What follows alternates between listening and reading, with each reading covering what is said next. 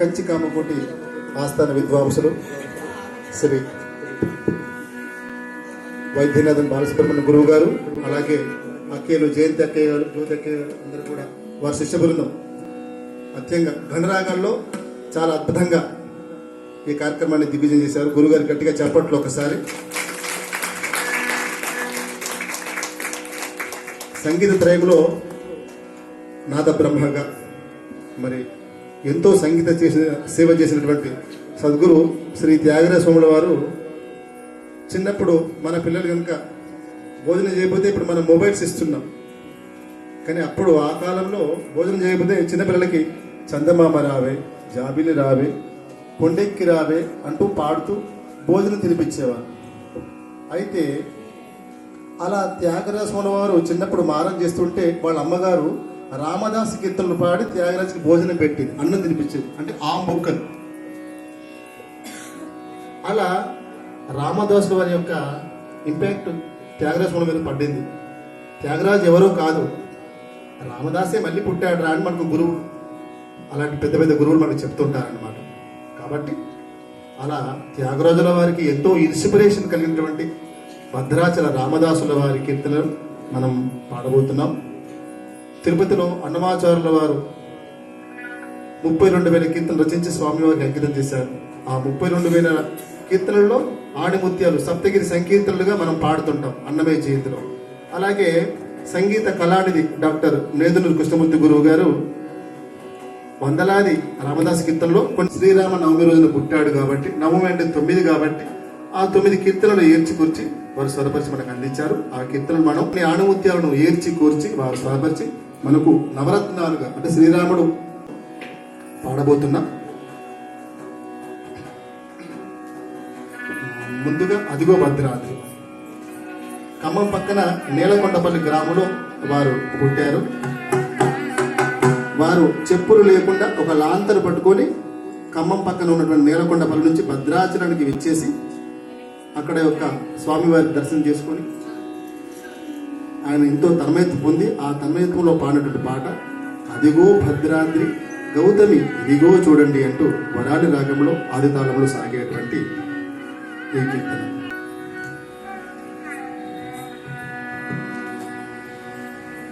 అదిగో భద్రాద్రి గౌతమి ఇదిగో చూడండి,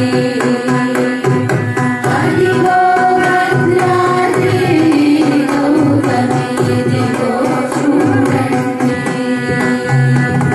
అదిగో భద్రాద్రి గౌతమి ఇదిగో చూడండి, అదిగో భద్రాద్రి గౌతమి